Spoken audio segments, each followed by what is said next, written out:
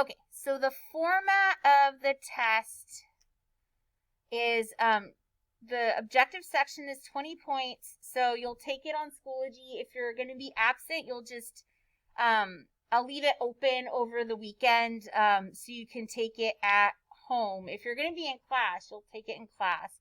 There's 10 objective questions matching multiple choice, true, false. Then 2 short answers that are just 5 points each, and we'll go over them in a second. And it covers the unit vocabulary and concepts. Then the short essay, you're going to answer 1 question in 2 paragraphs, and you'll upload your response to Schoology like we've done in the past. And there's actually, I think, 6 topics. I wasn't going to narrow it down because somebody who was absent was like, well, what if I don't get the topic I want? So I'm just going to leave them all as an option. And it's just about explaining and applying the concept. And since some people won't be here, it's open notes and open textbook, because if people are taking it at home, I can't stop people from using notes or textbooks. So everybody gets open notes and textbook. So the first short answer, in the short answers, you identify the object, intention, and circumstances, because that's the first step in a moral analysis using like Catholic ethics. And then you will evaluate the elements of the action, each part of the action, the act as a whole. If applicable, you also apply the principle of double effect. In this one, I don't think it really applies. So let's outline this real quick. Let me add another text box, and I'll type the notes up here. Let me grab my stuff. I don't know if I'll need it. Just in case. Okay. So for this question, this is the prompt. I know it's kind of small, so my text box is still there. Did I make a space for notes? Yeah, I did. So let me just make this bigger. Sorry. David. Okay, so David is a billionaire who cheats on his income taxes so that he can give money to his favorite charity, which he's passionate about and is in desperate need of financial support. Identify and evaluate the object, intention, and circumstance of his action. So for David, let me put one there. So what's the object? So remember, the object is the act itself. So what's the object for David? What is he doing? Right, so he's not paying taxes.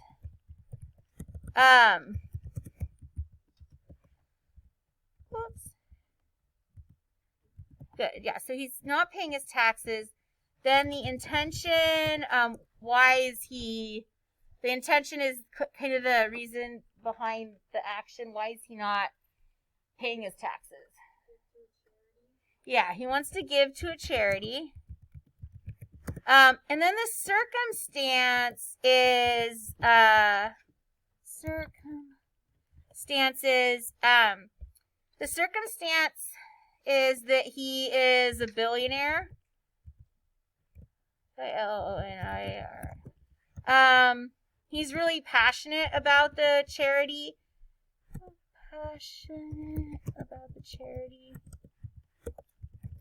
And, they also mention in the prompt that the charity is very needy. They have a grave need for money. So that's the first kind of part, that you identify the object, intention, and the circumstances. And remember, there are principles that guide us in deciding whether this is right or wrong. So those principles that we need to apply to the object, intention, and circumstances is first the idea that, hang on, let me make this bigger. All 3 must be good. So the object, the intention, and circumstance all have to be good. If any one of them isn't, that would render the entire act, we would say it's an immoral act, but the degree to which it's bad would be a sliding scale. Also, we never use a person as a means to an end. Also, we may never do evil that good may result. And an example of doing evil that good may result would be like the U.S.'s use of the atomic bomb on Japan. The moral object there, using the atomic bomb, killed innocent people.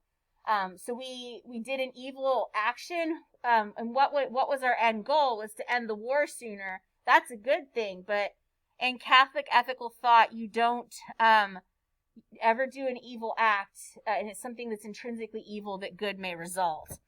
All three must good. Never use a person as a means to an end. Am I missing anything? Never use a person as a means to an end. The circumstances. The circumstances affect the degree of the amount of guilt, but they can never make an objectively evil act right. So in the example of whatever this guy's name was, David or whatever, so he doesn't pay his taxes. Is that, would we say that's right or wrong? Wrong. Why? Yeah. So in that sense, it's like a form of theft because you have a legal obligation to pay your taxes. Someone else in another class also said it's lying. Like he's, and if he's not paying it said he cheated on his taxes. So he must be saying that he's making less money than he really is. So we would say that this violates, you could say it violates the 10 Commandments because he's lying and stealing. You could say it violates the natural moral law because it's a miscarriage of justice. Part of the reason we pay taxes is because we receive services from the government. The rides, the roads we ride on and things like that. So in terms of justice, we have an obligation to pay our taxes. So we'd say that's wrong. What's his intention, good or bad? Good. It's a good intention. He wants to give to charity. Now the circumstances determine the degree to which you're blameworthy. So obviously you can be really bad and less bad. It's kind of on a scale. Yeah. So one of the odd circumstances with this guy is he's a billionaire, but he's still cheating on his taxes. That actually makes what he's doing worse because he can afford to pay his taxes and give to charity. The fact that he's passionate about it might make him, if his emotions are super invested, maybe that would make him a bit less guilt worthy. But I think the main thing in the circumstances are that he's a billionaire, so he should be able to pay his taxes. So that actually makes it kind of a worse thing. So that's sort of what you'll do with that one. You could have other arguments, other things you can bring out. So there's the analysis of that example. The next one, short answer number 2. Okay, let me make this bigger. I'm not sure how to pronounce his name. Diva has just been diagnosed with stage 4 cancer and is recovering from emergency surgery to remove a cancerous tumor. After her surgery, her doctors first give her morphine for pain relief and later prescribe an opioid pain reliever, which has known potential of possible addiction. Explain how the principle of double effect applies to the doctors prescribing these medications. So this is an interesting example. let me make myself a box. So we have to recall the principle of double effect. So short answer. So the principle of double effect applies to moral issues when principle of double effect. So this comes into play. Let me make that bigger. I'm sorry. This is applicable in cases where you have both good and evil results. So remember, the actual outcome of a moral act is part of the circumstance. So and the circumstances aren't the primary thing to look at. The two primary things was the object good or neutral? Was the intention good or neutral? So with the principle of double effect, the first question we ask ourselves is, let's see, let me make that bigger, sorry. The first question is the evil that is the act itself must be morally good or neutral. So the act must be morally good or neutral. In this case, with Diva and the doctors want to prescribe her opioids, the act itself is to prescribe pain medicine. Since pain is like a natural evil, we would probably say that this is good. It's not, being in pain isn't a good thing. So trying to alleviate her pain, that's a morally good action. Next, with the principle of double effect, the person must directly intend the good effect and only tolerate the evil effect. So the person must intend the good effect, but merely tolerate the evil one. So the evil effect. So in this case, intentions are, always sort of difficult. We're going to assume that the doctors have good intentions. Like the doctor isn't like some kind of, what if the doctor was evil and was purposely getting people hooked on medicine so he could like take money from them when they need it? Like, okay, let's assume that that's not their game. Why did my mind go there? All right, so let's assume that the doctors have good intentions, and they only tolerate the possible bad effects. Now, this is where this question got interesting when I was thinking about it. The third part of the principle of double effect is that the good effect must be greater or equal to the evil effect. So the good effect must be greater or equal to the evil effect. And this is where I think in your textbook, one of the terms that's a possible vocab word here is rash judgment. And they talk about that on page 127. And so what I was thinking, in order to answer the question, is the good effect greater or equal to the bad effect? I think there's two things you need to know. What do you guys think? What would we need to know beforehand? Anybody see what I'm kind of thinking about? Like, yeah, that's one. Yeah. Is it necessary? Is there an alternative? These are all kind of asking the same question. And what is her pain level? So you just asked, is it necessary? Is her pain that bad? given the circumstances, we could assume so, but we're not sure. Another thing we don't know about this woman is, does she have any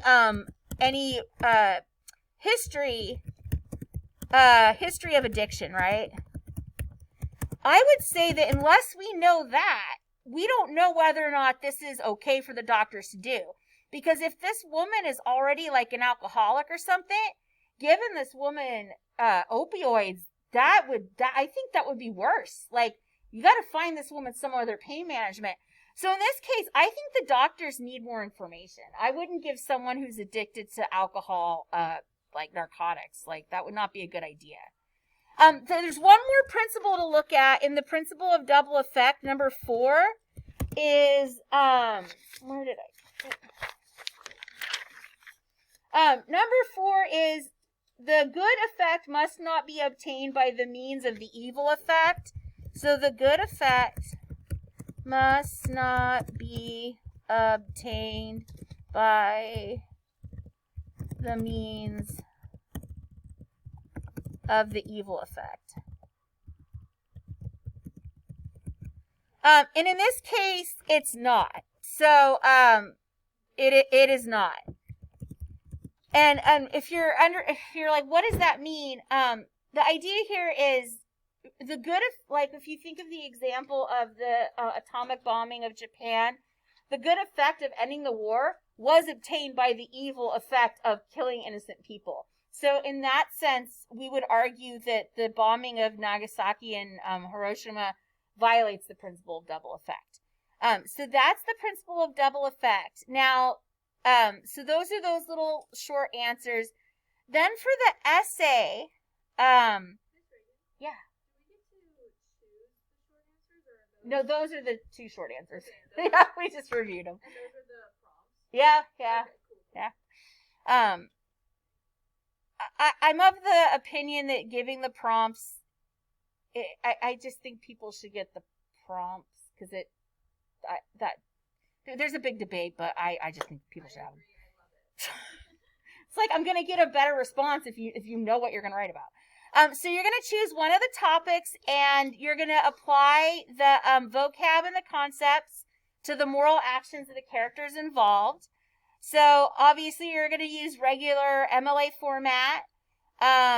It's not quite an essay, it's 2 paragraphs, but use proper, writing and grammar. You should, your objective is to demonstrate your ability to clearly explain, relate, and apply the concepts we covered in the unit. Use the vocabulary and the evidence in form of citations, examples to support your claim. It should demonstrate mastery of the theological concepts you're analyzing or applying. Please use 5 vocab words, and if you could bold or highlight or underline, that's helpful. And then use 3 examples or, statements in your thing. So we have a bunch of examples. You could do St. Maximilian Kolbe. That would be an example of the principle of double effect. Gianna Molla, she's talked about in your book. That was the example of the principle of double effect applied to a cancerous uterus. According to Catholic medical ethics, you can perform a hysterectomy because the moral act there is the hysterectomy itself. It's only an unintended consequence that if you give a hysterectomy to a pregnant person, that if the uterus comes out, the baby comes out with it. Flight 93, we talked about that in class. A Man for All Seasons, if you wanted to pick something from that film and analyze, like, the moral act, like what Rich did to poor St. Thomas More. The Lifeboat Dilemma, remember you guys did, I think, little skits, and you looked at, like, how a utilitarian or whatever would analyze it. And the Confession, or we thought, since some of you are using Frankenstein in English, you could use that. So let's do this for the Confession. So here's a bunch of vocab, and what I would do if I were you, like, I got the study guide and I filled out my notes and I, like, looked up the vocab, like, you could do that and then you'd have your notes ready to go. So the stuff from 5 and 6. So if you were going to use, and here's the rubric: topic sentences, understanding of the unit concepts, the vocab, then the application of the concepts, and the writing and mechanics. So for the confession, how much time do I have? 10 minutes. Okay. Let's start with the priest. So, because his example is actually a little bit more interesting. If you chose to analyze the acts of the penitent, that one's pretty cut and dry. Like, the guy, he murdered someone and never took responsibility for it. Obviously, that's easy to see how it's wrong. But let's look at the priest. So the moral object, what does the priest do? Lies, yeah. He lies. So you could also, if you wanted to take it a different route or add this, he also does forgive him personally, which, you know, the fact that he was able to do that was that was like a very noble act on his part. Then what was his intention? Well, so for the lies, well, actually, and the forgiveness, I guess they're both the same intention. What's the intention there? Yeah, he wants to let the guy die in peace. There also, you know, it could have been the like actually forgiving the guy probably helped the priest move on a bit as well too. And then the circumstances. Let me actually make myself another box. So the circumstances. So the circumstances, that's where it kind of gets complicated on this example. So the circumstance was that the man who kills his dad comes to confession.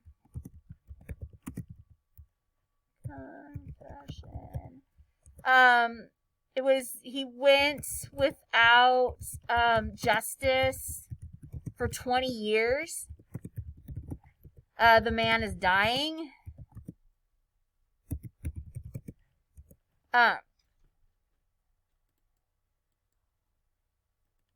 Man is dying. The statute of limitations is up.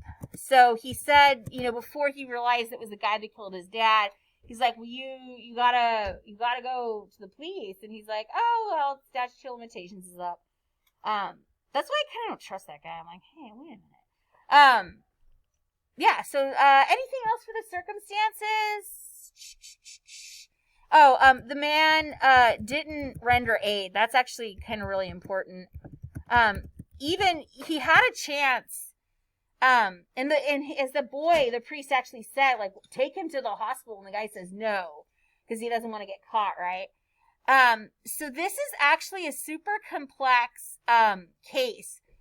You could bring in so the object. Would we say the object is right or wrong? Is lying right or wrong? It's wrong, right?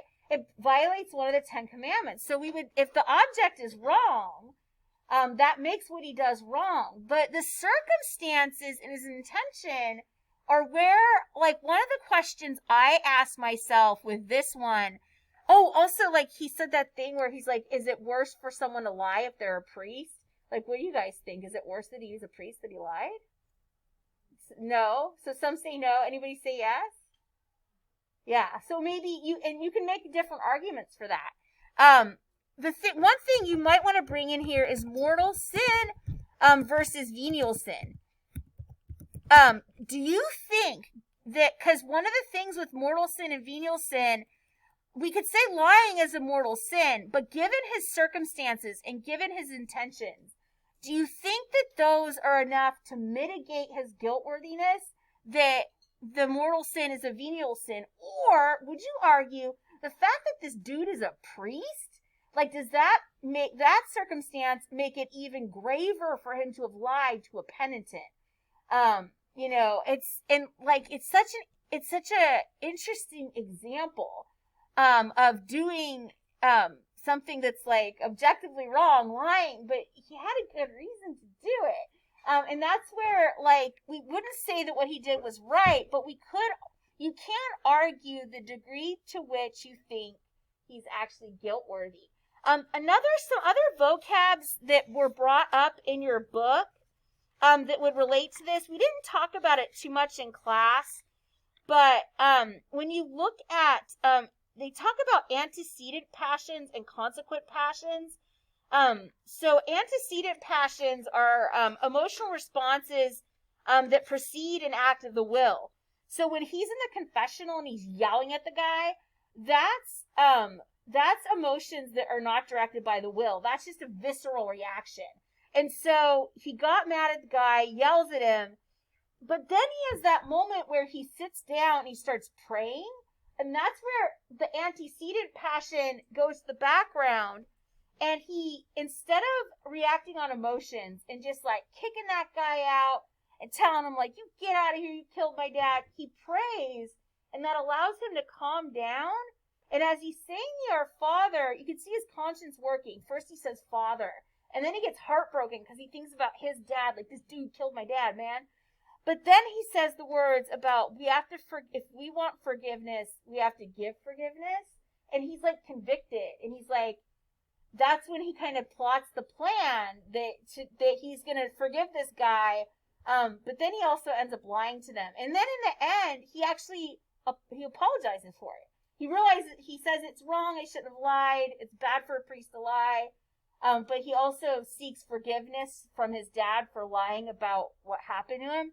So it's such a weird, complex example, but I think it's a really neat example that shows how complex real moral dilemmas really are. Like the guy running over his dad, that's easy. He was drunk, he didn't take responsibility, and it's like, yeah, that's really wrong. But when we look at the example of the priest, that's where you kind of get into the sort of like gray areas. Like, yeah, we can say lying is wrong, but to what degree would you say he's blameworthy? And so you have your principles. So you have like, where did they go? So you have your principles, and you can, and this is the other thing, when you know your principles here, you have your principles of double effect, you can apply these to any like moral dilemma. And then last unit we looked at the moral law. So when we ask, well, how do I know if the object is right or wrong? Go to the moral law, go to the natural law, look at the 10 Commandments. And this is like a method that'll allow you, as we continue to look at different moral acts, human acts, and analyze them. The main thing to study is you have these notes, but look at your vocab and think about how you could bring the vocabulary into it. Object, intention, circumstances, those are 3 vocab words you already have that you're using. So you got 3 done. Just maybe define them in your writing so I know you know what they mean. Any questions? You guys, yes. Can you hold on to it and bring it back next time? And I'll collect it then, because you might want those notes to study. So, any other questions? I like your shirt. Oh, thank you. I won't be there next class. Oh, Can I just give it to you now? Thank I finished you. it. Yeah. All right, you guys can